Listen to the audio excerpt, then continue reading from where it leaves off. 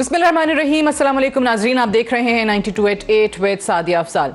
नाज़रीन, डस्का इलेक्शन हुआ, ज़िमनी इंतखाब NA-75 का। वहाँ पे पाकिस्तान मुस्लिम नवाज़ की जीत हुई। उनकी कैंडिडेट जो हैं नौशीन इफ्तिखार, वो वहाँ से जीती हैं। 1,10,076 वोट्स उन्होंने हासिल किए हैं। और पाकिस्तान तहरीक इंसाफ के जो कैंडिडेट थे अली असजद मल्ही साहब, उनके जो वोट्स हैं वो तकरीबन 93,000 के करीब हैं, जिस पे आज पूरा दिन हमने देखा कि प्रेस कॉन्फ्रेंसेस भी होती रही। खुद अली असजद मल्ही साहब ने कहा कि इलेक्शन कमीशन ने उनको ये इलेक्शन हरा दिया है। 19 फरवरी को उनका दावा है कि वो इलेक्शन जीत चुके थे। इलेक्शन कमीशन ने ये तमाम इलेक्शन आज कल का जो है वो मैनेज किया है। और यही बयान फिरदौस आशिक अवान साहिबा की तरफ से आया। उन्होंने भी RO को, रिटर्निंग ऑफिसर को मुरद इल्ज़ाम ठहराया और कहा कि अली असजद मल्ही को हराने में, पाकिस्तान तहरीक इंसाफ के उम्मीदवार को हराने में उनका बहुत बुनियादी किरदार रहा है। दूसरी तरफ पाकिस्तान मुस्लिम नवाज़ इस हुकूमत के ख़िलाफ़, इस हुकूमत की कारकर्दगी के ख़िलाफ़, वज़ीर आज़म के ख़िलाफ़ और उनकी जो परफॉर्मेंस है उसके ख़िलाफ़ अवामी रेफरेंडम जो है वो करार दे रहे हैं। इस पे आज तो एक बात करेंगे। और दूसरी तरफ जो इस हुकूमत को घर भेजने के लिए एक फ़ोरम शुरू हुआ, PDM जो तहरीक उन्होंने चलानी थी, अब वो टूट फूट का शिकार हो चुकी है। ANP ऑलरेडी ऐलान कर चुकी है PDM से अलहदगी का। और अभी इस वक्त भी पाकिस्तान पीपल्स पार्टी की CEC का इजलास जारी है। PDM की तरफ से ANP को और पाकिस्तान पीपल्स पार्टी को शो कॉज नोटिसेस भेजे गए थे leader of the opposition in senate के मामले पर कि कैसे उन्होंने बाप पार्टी से वोट्स हासिल किए हैं। आज बिलावल साहब ने इस इजलास के अंदर शो कॉज नोटिस, जो कि शाहिद खाकान अब्बासी की तरफ से, जो कि जनरल सेक्रेटरी हैं PDM के, उनकी तरफ से भेजा गया था, वो पहले तो पढ़ के सुनाया तमाम मेंबरान को और बाद में उसको फाड़ कर फेंक दिया। तमाम मेंबरान ने इस पर तालियां भी बजाईं और बिलावल साहब ने ये कहा कि हम सियासत जो है वो इज्जत के लिए करते हैं।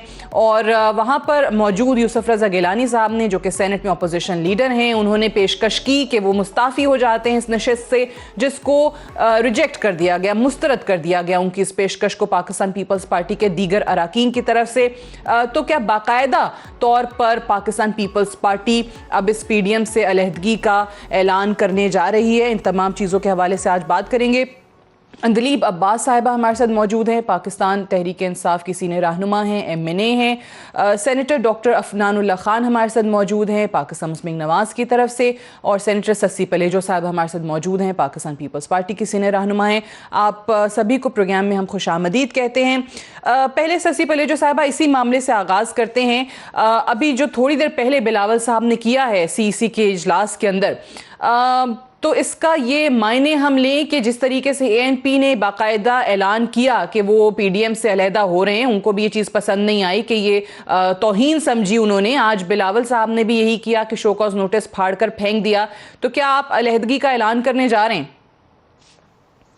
बहुत शुक्रिया सादिया। मीटिंग आपको पता है कि तवील होती है हमारी CEC की। उसमें चूँकि सारे सूबों की नुमाइंदगी होती है, हमारे लीडर्स बैठते हैं और चेयरमैन बिलावल भुट्टो जरदारी साहब और राशिद साहब जो है खुद प्रेसिड कर रहे हैं, यूसुफ रज़ा गिलानी साहब, दूसरे भी लोग बैठे हैं। तो टाइम लगता है। अब ज़राए से जो चीज़ें आ रही हैं उस पर तो ज़्यादा तबसरा नहीं हो सकता, लेकिन जो सेंस है वो थोड़ा सा अक्सम कर सकते हैं। बाकी जो ब्रीफिंग है आपको पता है वो थोड़ी देर के बाद होनी है। देखें PDM में जो ANP जब निकली तो वो बड़ा ही एक अच्छा दिन नहीं था, अफसोसनाक दिन था।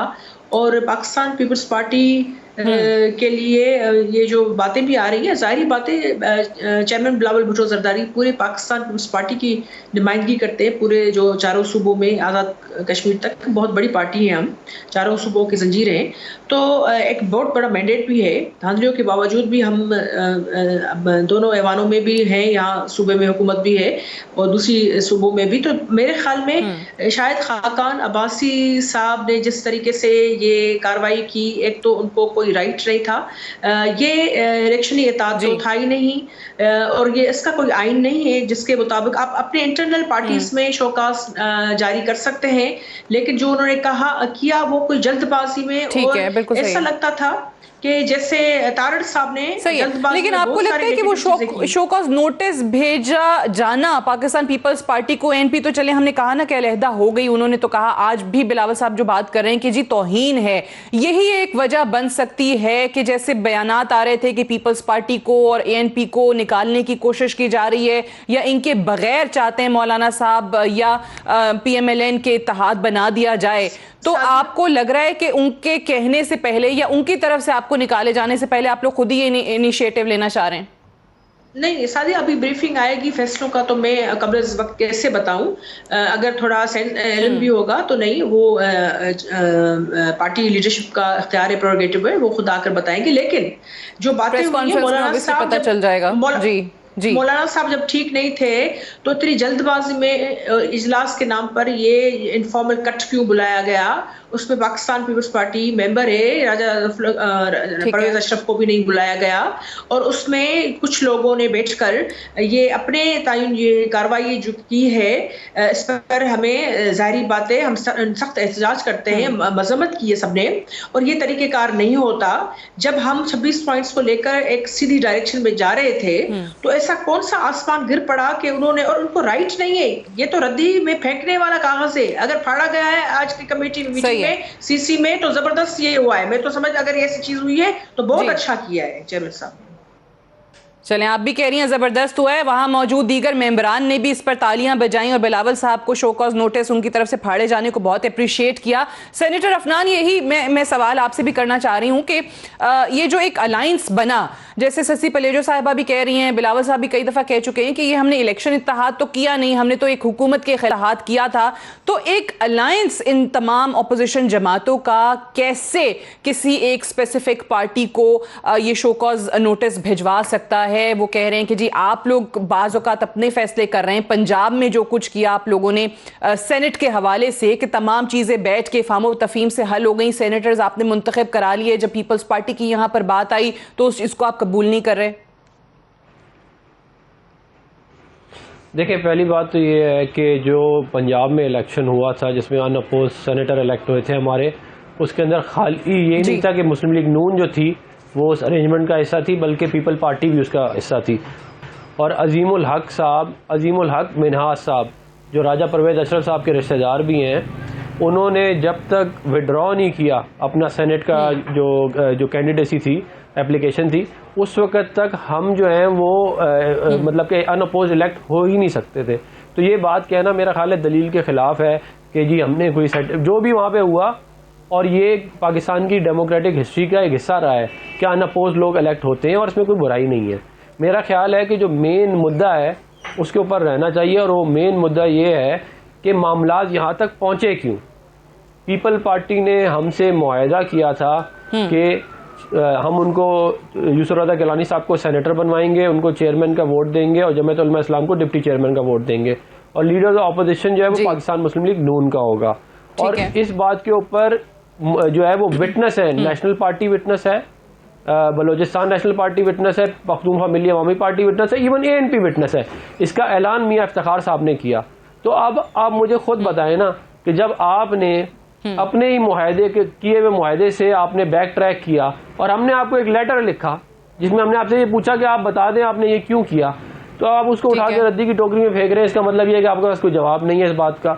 अगर आपके पास कोई जवाब हो तो आप उसका जवाब दें ना।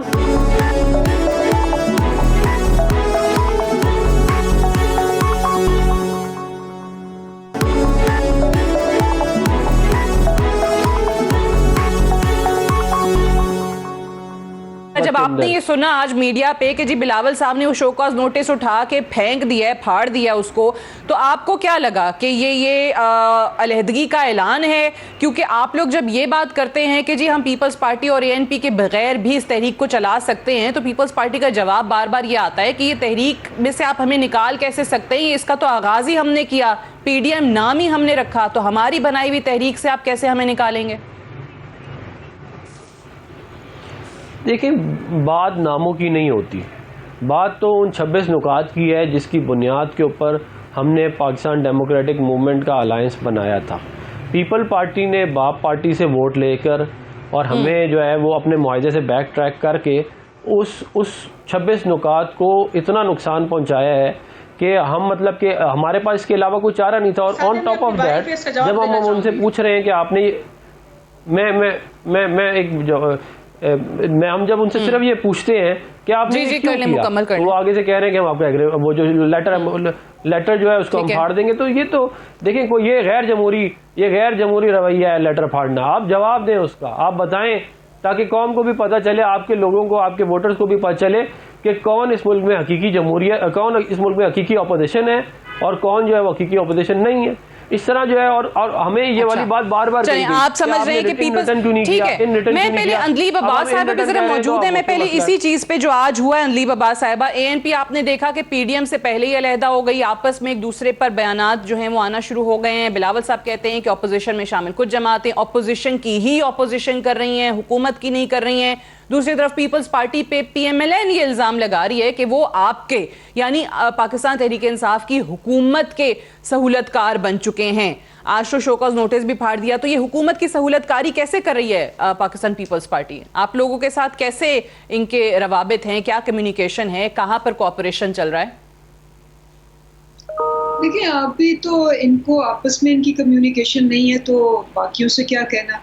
ये तो एक जिसको कहते हैं ना, यही होता है जब आप एक कोलिशन ऑफ क्या कहते हैं जाती मफाद होते हैं ना, जब आप एक जाती मफाद के लिए इकट्ठे होते हैं, आपका जो कोई नजरिया जो होता है वो अपने आप से बालातर नहीं होता, तो उसकी हकीकत जल्दी आ जाती है। ये बात तो हम कह रहे थे कि ये सब इकट्ठे हुए हैं क्योंकि ये अपने आप को बचाना चाहते हैं। और ये बात आपने सारे जलसों में भी देखी, आपने जलसों में देखी, लाहौर के जलसे में देखी कि ये उनको रिस्पांस नहीं मिला तो इन्होंने जलसे बंद कर दिए। फिर इन्होंने कहा जी लॉन्ग मार्च करेंगे, उसका भी जब इनको पता चली वो भी खत्म कर दिया। फिर ताकि जी इस्तीफे देंगे, वो भी खत्म हो गया। तो ऑब्वियसली अब इनको इकट्ठा कैसे रहना, किस चीज पे ये इकट्ठे हैं? इनको अपनी हकीकत का तो एहसास हो गया है। इनको पता है कि ना ये पब्लिक मूवमेंट चला सकते हैं, ना ये इस्तीफे दे सकते हैं, ना ये असेंबलियां छोड़ सकते हैं, ना ये अदम एतमाद ला सकते हैं। तो फिर किस लिए इकट्ठे हैं? इसका तो जिसको कहते हैं, जैसे मरियम ने कहा था, या आर या पार, तो पार हो गया, पाश हो गया। तो अब कहना कि जी आपने हमें क्यों बेशौकौस भेजा।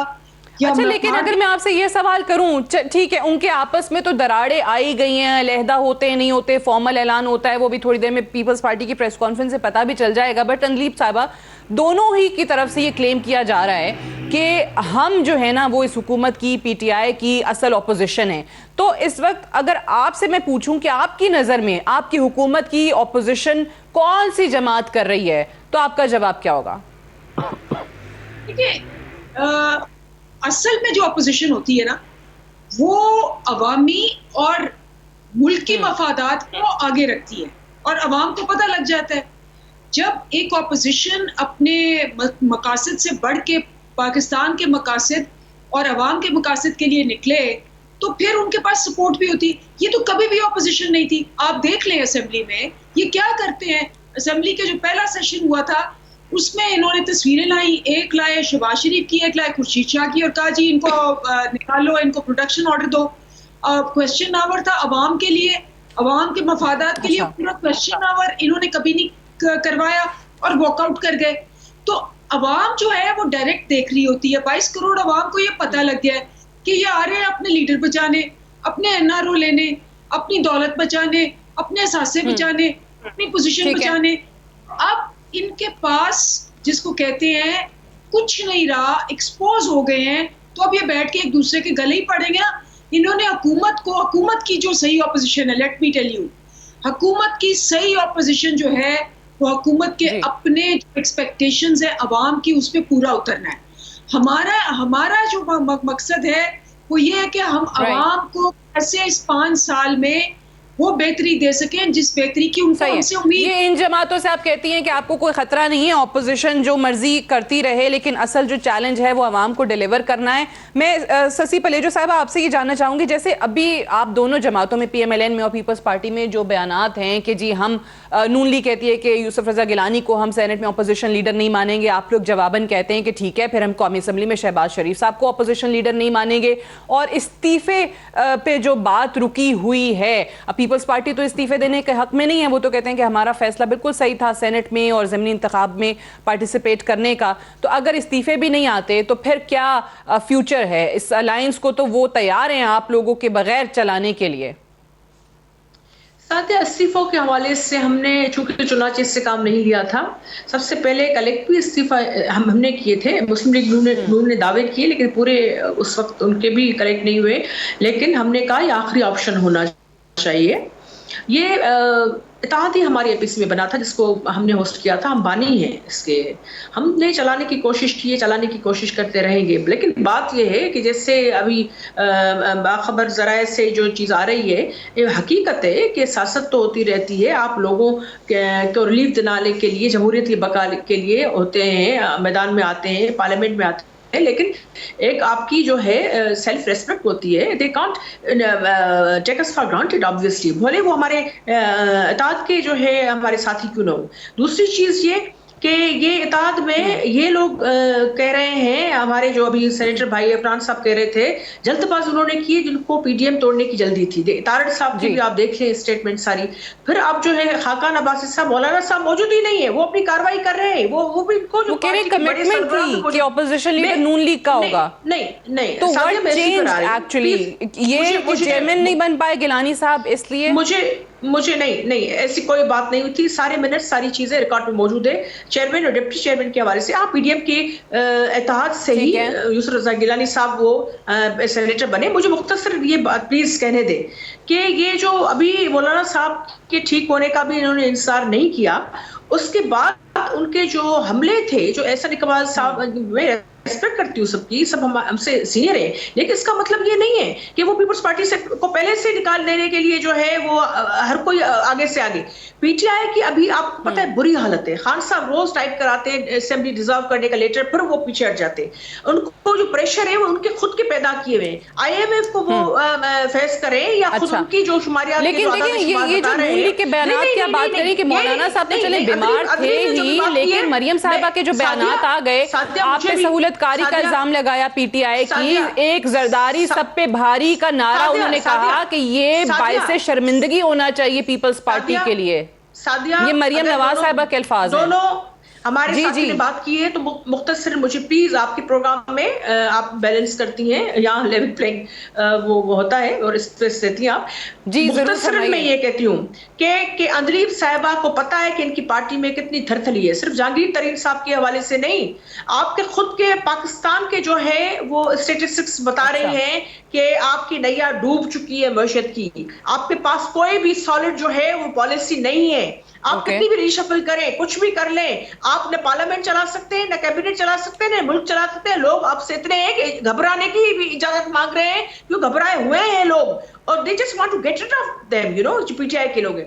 बाकी PMLN के जो भाई हमारे, वो क्यों नहीं बताते कि जो ऑप्शंस थे उसमें सिर्फ इस्तीफाओं के अलावा जो है वो अदब एतमाद वाली भी तहरीक की भी बात थी। तो पंजाब असेंबली से वो मुकर क्यों जाते हैं बार बार? वो क्यों खुला मैदान देना चाहते हैं PTI को? वो हमसे सबसे ज्यादा चलिए ये आपका वैलिड क्वेश्चन है कि वहां पे ऑब्वियसली इनकी अक्सरियत भी है नून लीग के पास पंजाब में, तो फिर क्यों नहीं आप अदम एतमाद की तहरीक लाते? मैं अफनान साहब से जवाब लूंगी, but I have to go for a break से वापस आएंगे तो मजीद डिस्कशन को आगे बढ़ाएंगे। Stay tuned.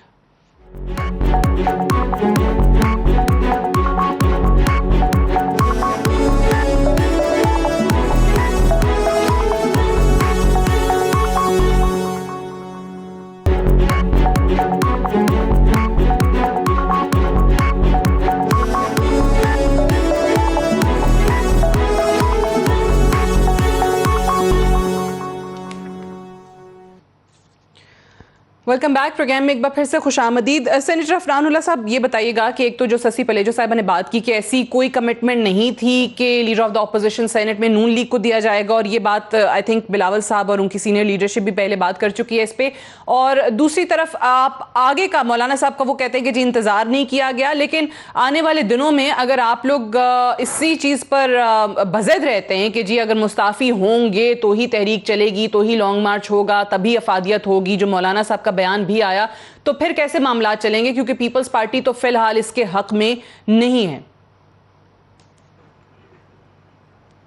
देखिए, जो इनका ये बात है कि इस तरह का कोई मुआहदा नहीं था, तो मैं कोई एक बात करूं, एक मेरी ये बहन बात करे, तो उसका तो कोई इलाज नहीं है दुनिया में।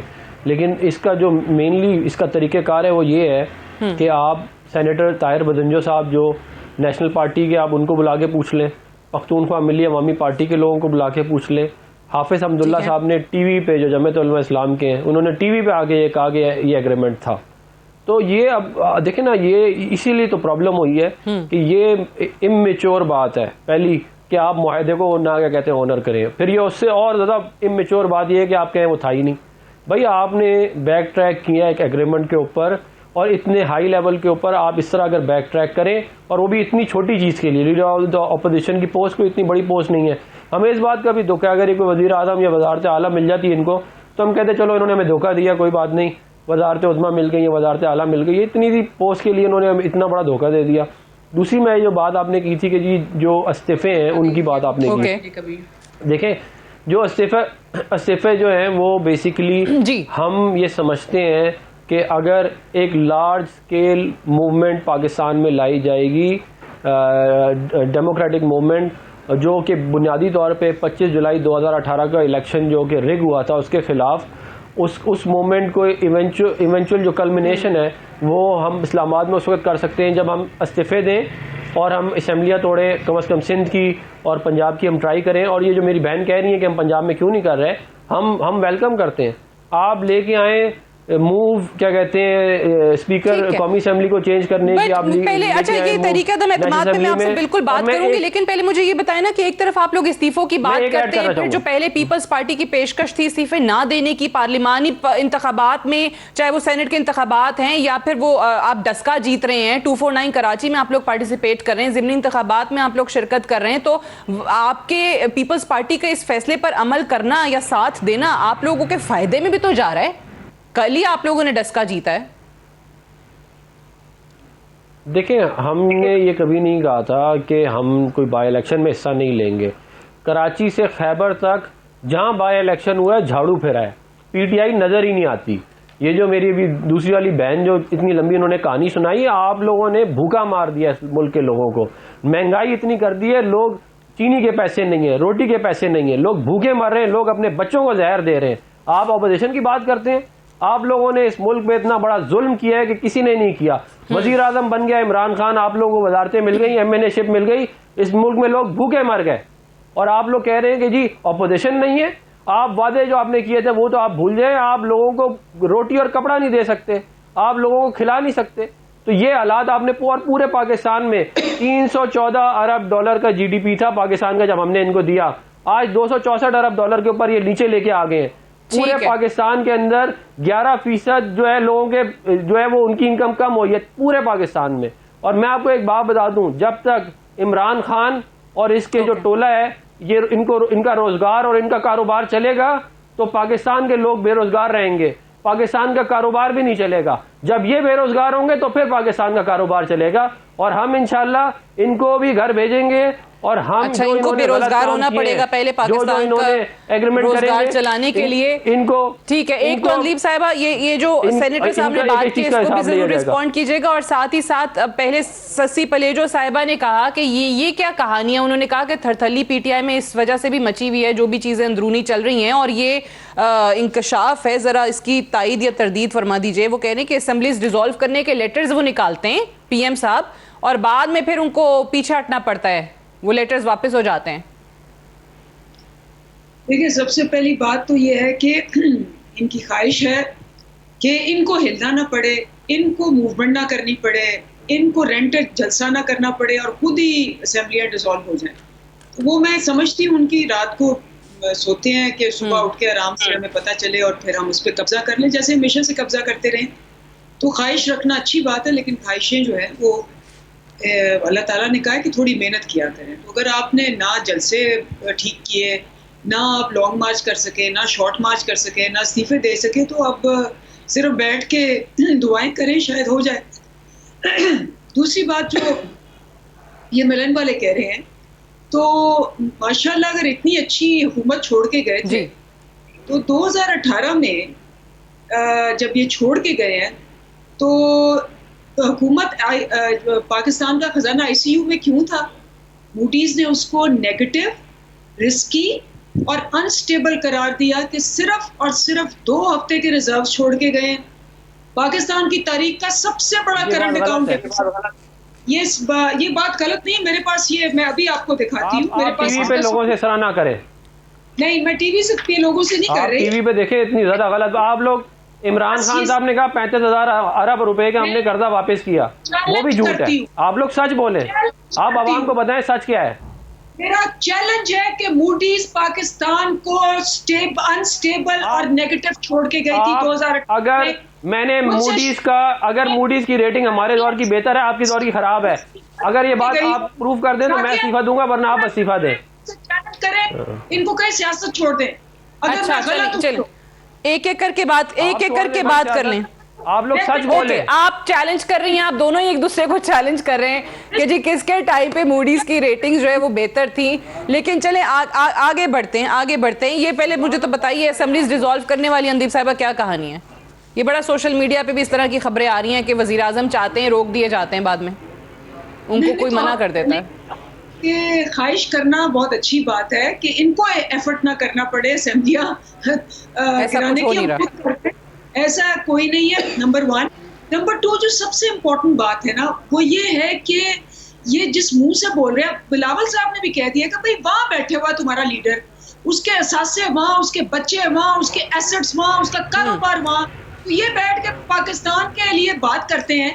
वो वापस नहीं आता, वो उसने ना जेल जाना है, वो भाग गया हुआ है, उसको वो भगोड़ा है, इश्तिहारी है, कन्विक्टेड है, मुजरिम है, मुल्जिम है, लीडर ही ऐसा है। देखिए, ये इनको रोकें। देखें, मैं फिर इमरान खान के बारे में ये वाली बातें करूंगा तो फिर आपको अच्छी नहीं लगेंगी। इमरान खान के बच्चे कहाँ हैं? इमरान खान का पैसा कहाँ है? आपको फिर तकलीफ होती है, फिर आप लोग कहते हैं इमरान खान के खिलाफ ना करो। आप लोग ऐसी बात, आप फिर गलत बात कर रही हैं। आप लोगों ने साजिशें की हैं मुस्लिम लीग नून के खिलाफ, आप लोगों ने इस मुल्क के लोगों के खिलाफ साजिशें की हैं, लोग भूखे मर रहे हैं। वो चले इसको इस तरीके से रखते हैं, जो उनका बयान आया बिलावल साहब का कि जी नवाज शरीफ साहब मुल्क में वापस आ जाएंगे तो फिर हम भी इस्तीफे दे देंगे, लेकिन इस तहरीक के लिए उनको वापस आना पड़ेगा अगर आप लोग हमसे इस्तीफे मांग रहे हैं। ये स्टेटमेंट बिलावल साहब का, इस पे जरा बात कर लेते हैं। लेकिन मुझे ससी पलेजो साहिबा ये बताइएगा कि डस्का इलेक्शन वाला, जिस तरह मैं अफनान साहब से भी पूछ रही थी कि फैसला तो फिर आप लोगों का सही साबित हुआ, क्योंकि आप लोग डस्का जीत भी गए और अब बाकी जो ज़मीनी इंतखाबात हो रहे हैं, अभी कराची वाला हो रहा है, वहाँ पे भी PMLN जो है वो पार्टिसिपेट कर रही है, कंटेस्ट कर रही है उस इलेक्शन को भी। सो आपको नहीं लगता कि अगर ये अलग हो जाते हैं तो फिर आप लोग जो तहरीक लेकर चल भी रहे थे, ना लॉन्ग मार्च का फायदा होगा, ना पीपल्स पार्टी के अलग होने के बाद एक अलग अलहदा से अगर पीपल्स पार्टी अपनी लॉन्ग मार्च लेकर चल रही होगी, सो उससे आप लोग क्या दबाव डालेंगे हुकूमत पे? किस तरीके से आप अवाम के मसाइल हल करवाएंगे, जो आप कहते हैं कि जी इस हुकूमत को हम घर भेजेंगे मसाइल अगर हल ना हुए, कैसे होगा? पीपल्स पार्टी ने तो कोशिश की है ना, एक न्यूक्लियस वाला किरदार अदा किया, सारी एफर्ट्स ली, डायरेक्शन दी, और सबसे ज्यादा मेहनत पाकिस्तान पीपल्स पार्टी की। अपोजिशन का किरदार भी दोनों हाउसेस में, वैसे भी जब ये इनके लोग या तो जेलों में थे, हमारे भी लोग जेलों में थे, लेकिन चेयरमैन बिलावल साहब ने उसको बनाया नहीं, या शहबाज शरीफ साहब जब ठीक नहीं थे तो असल तो अपोजिशन चेयरमैन बिलावल साहब ने की। बात यह है कि डस्का वाला इलेक्शन में मुबारकबाद देती हूँ नौशीन साहिबा, उनकी पार्टी को, और सारे जो लोग हैं पीपल्स पार्टी ने भी साथ दिया, और ये बात साबित हो गई कि वहाँ धांधली बिल्कुल हुई थी। और जब ट्रांसपेरेंट और फेयर इलेक्शन, नौशीन साहिबा ने कहा कि पीपल्स पार्टी ने हिमायत का ऐलान जरूर किया था, लेकिन उनकी हिमायत से कोई फर्क नहीं पड़ता। नहीं, हमने शुरू से ही हिमायत की थी, फर्क पड़े न पड़े, लेकिन जो हकीकी बात है, लेकिन जीतना ये जो है ये भी एक PDM की कामयाबी थी। जो भी ज़मीनी इंतखाबात हुए हैं सादिया, इसको मैं कंट्रोवर्शियल नहीं बनाना चाहती, ये आया है एक बहुत ही सबके सामने है कि सिंध से लेकर नौशहरा तक जो भी सीट्स थी ये पीटीआई की नाकामी का सबूत था और ये स्ट्रेंथ थी पीडीएम में। और दूसरी बात ये कि पंजाब से खवातीन का आना, क्योंकि मैं खुद भी जनरल सीट्स लड़ती रही हूँ, कामयाब होते रहे हैं हम हमारी फैमिली पार्टी की अपने वजह से, पीपल्स पार्टी के वोट से, तो उसमें जो है खवातीन बहुत कम आती हैं और उनको इनकरेज करना चाहिए। और ये पंजाब से इस तरह ज़मीनी इंतखाबात में खवातीन का खड़ा होना आना मेरे ख्याल में इसको पाकिस्तान का इमेज अच्छा जाता है और इसमें मुकाबले की फजा खवातीन के लिए अच्छा एक मैदान होता है, तो इसको हम पॉजिटिव नजर से देखते हैं। लेकिन इलेक्शन कमीशन पे ये जो क्वेश्चन मार्क लगाने की कोशिश करते हैं पीटीआई के जो साथी हैं और बार बार जो है एक आईनी इदारा है, वो समझते डिक्टेट करा सकेंगे, ये इस तरह नहीं होता। वहां आईएमएफ का जो बोझ है वो भी सारा जो है आम आवाम पर है, या खुद उनके जो स्टैटिस्टिक्स जो है आदाद शुमार है वो बता रहे हैं कि ये इनकी नाकाम पॉलिसीज की वजह से, इन्फ्लेशन से लेकर बेरोजगारी तक आप देख ले, ये क्या चीजें हैं, ये सारी चीजें। अब जो खवातीन के खिलाफ भी रह गई बात ह्यूमन राइट्स के हवाले से, तो पहले भी आपने देखा शीरीन मजारी साहिबा वो तो अपने लिहाज से बड़ी कोशिश करती है, लेकिन आपको और मुझे पता है कैबिनेट में कितने लोग हैं जो उनकी हिमायत करते हैं। जो बात हक है, सच है, इंसाफ, अगर मैनिफेस्टो में इंसाफ की बात पीटीआई ने सामने रखी है तो वो 3 सालों में वो चीज कहां गई? तो रधड़े में इनके रोला तो है, इनके नवजरा पॉलिसीज में कामयाब हुए हैं, डस्का पे और इलेक्शन कमीशन पे और जो बातें हो रही हैं उस पे तो मैं ब्रेक से वापस आके बात करूंगी। लेक पे जाने से पहले सेनेटर अफनान साहब से जरा ये बात कर लेते हैं कि बड़ा अच्छी अपॉर्चुनिटी अगर आप लोग समझते हैं, क्योंकि आपके तो बड़े शाहिद खाकान अब्बासी हो, राना सनाउल्लाह हो, आजकल जहांगीर तरीन की हिमायत में बयानात देना शुरू हो गए हैं, अगर वाकई आपको लगता है कि उनके साथ बड़ी तादाद में लोग आ सकते हैं, एक जेब में आप कहते हैं उनकी सूबाई हुकूमत है, एक जेब में वफाकी हुकूमत है, तो फिर तहरीक अदम एतमाद लाने का तो बड़ा जबरदस्त मौका नहीं है पंजाब में आपके पास? क्यों उससे आप इंकारी हैं? देखें, जो बुनियादी तौर पे सोच है ना तहरीक अदम एतमाद के पीछे पंजाब में, वो ये है कि मुस्लिम लीग नून वहाँ पे हुकूमत ले ले और हम इसी फरसूदा निज़ाम का जो कि एक रिग्ड इलेक्शन से पैदा किया गया 25 जुलाई 2018 को, उसका हम हिस्सा बन जाए, जो कि हमारा एक बुनियादी स्टैंड है। इसके खिलाफ हमारी जद्दोजहद है। तो हमारा बेसिकली स्टैंड ये है, हम ये समझते हैं कि अगर तहरीक अदम एतमाद लानी चाहिए तो फिर तहरीक अदम एतमाद लानी चाहिए विफाक में। सबसे पहले इमरान खान को, डबल शाह को घर भेजें, जिसने इस मुल्क के हर बंदे को बेवकूफ बनाया। नून लीग का बुनियादी मौक़िफ़ ये भी है कि वफाकी हुकूमत के बगैर पंजाब की हुकूमत लेने का कोई फायदा नहीं है, वरना बिलावल साहब तो ऑफर कर चुके हैं कि हमजा शहबाज को बना दें, ऑपोजिशन लीडर वो है पंजाब में। जब तक इमरान खान इस मुल्क का वजीर आज़म रहेगा, इस मुल्क के लोग भूखे मरते रहेंगे, इस मुल्क में ना तरक्की होगी, ना कोई इन्वेस्टमेंट आएगी, हमारे कर्जे बढ़ते जाएंगे, महंगाई बढ़ती जाएगी।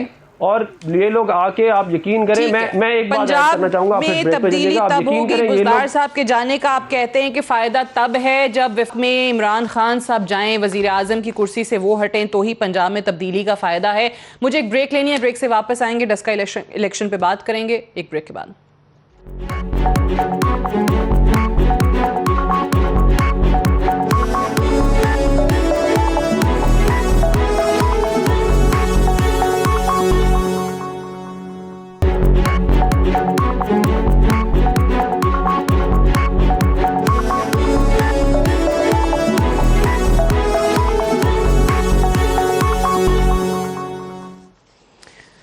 Welcome back. प्रोग्राम में एक बार फिर से खुश आमदीद। अंदली बबा साहिबा, अब अली हज़रत मलही साहब हों, फिरदौस आशिक अवान साहिबा हों, या आपके कुछ दीगर रहनुमा जिन्होंने आज मीडिया टॉक की है, इलेक्शन कमीशन को, रिटर्निंग ऑफिसर को मुरद इल्ज़ाम ठहरा रहे हैं। क्यों इलेक्शन कमीशन पे ये इल्ज़ाम इस वक्त क्यों लगाया जा रहा है कि जी 19 फरवरी को तो हम जीत गए थे, इलेक्शन कमीशन ने हल्के में मैनेज करके PMLN को जितवाया? ये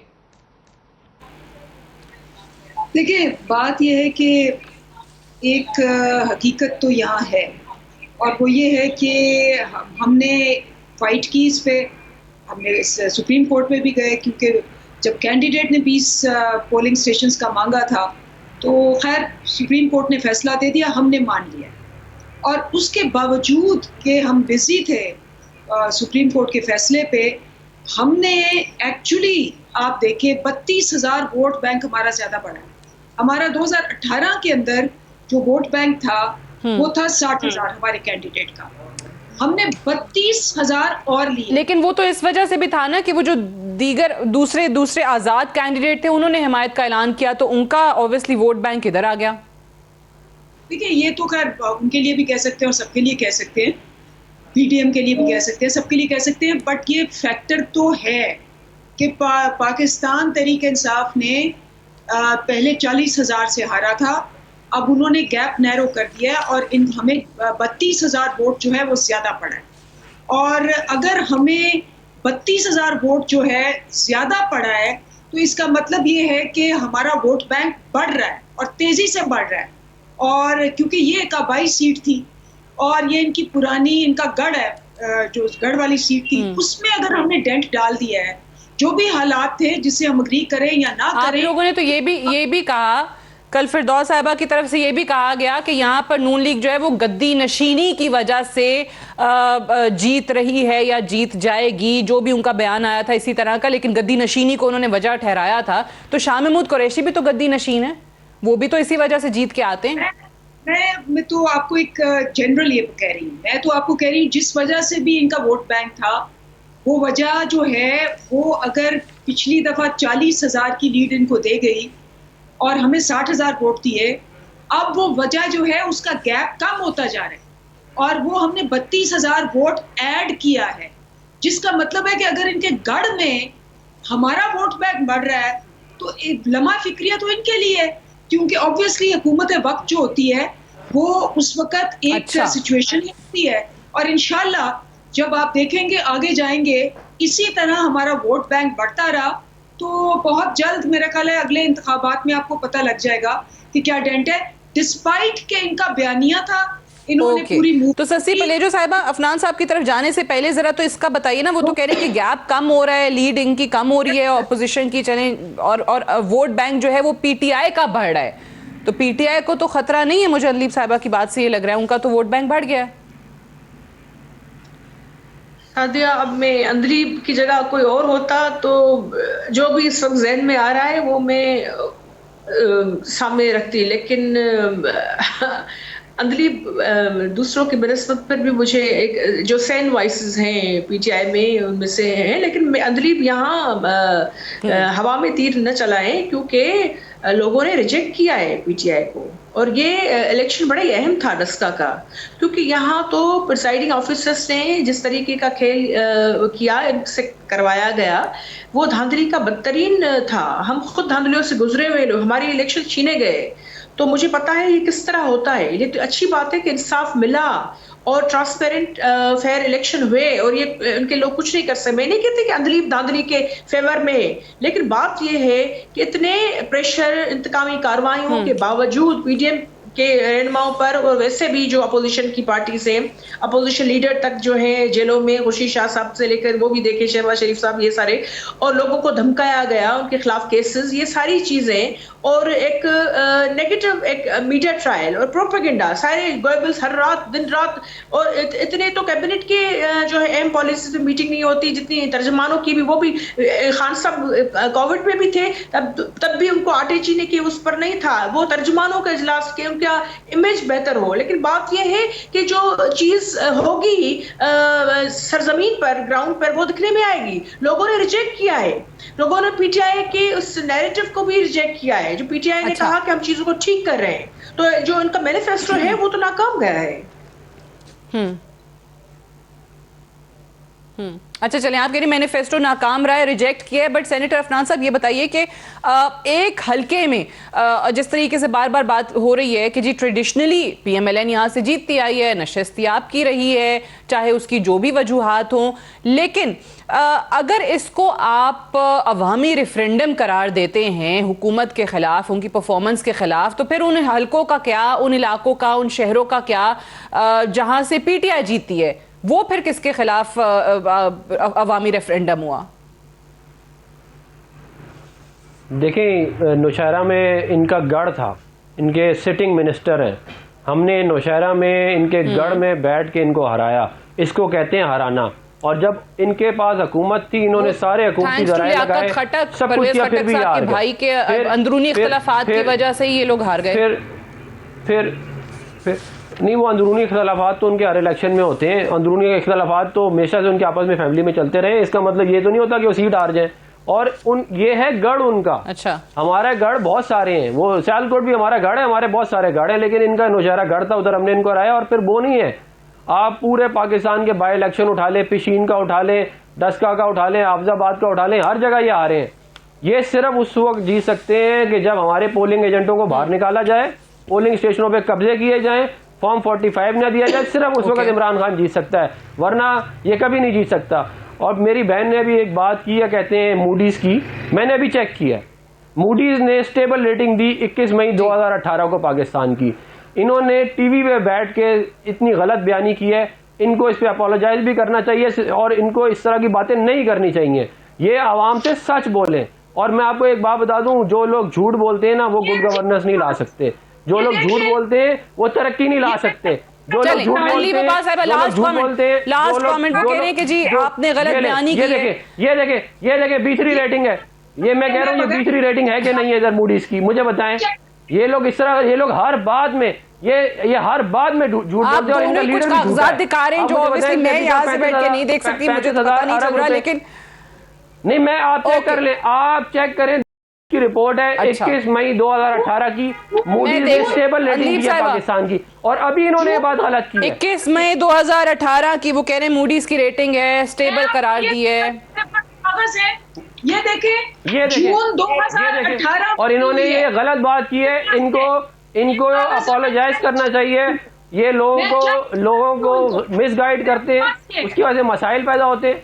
या आप अपोलोजाइज करें, आपने गलत बात की, आपको ये करनी नहीं चाहिए थी, ये गलत बात है। अगर B3 रेटिंग जो है स्टेबल है मूडीज की, मेरे पास टाइम कमाल है। Have to wind up. Senator Afnanullah Khan साहब, सेनेटर वलीजो साहिबा, अंदलीब अब्बास साहिबा, बहुत बहुत शुक्रिया प्रोग्राम में ज्वाइन करने के लिए। That's all for tonight. इजाजत दीजिए, खुदा हाफिज।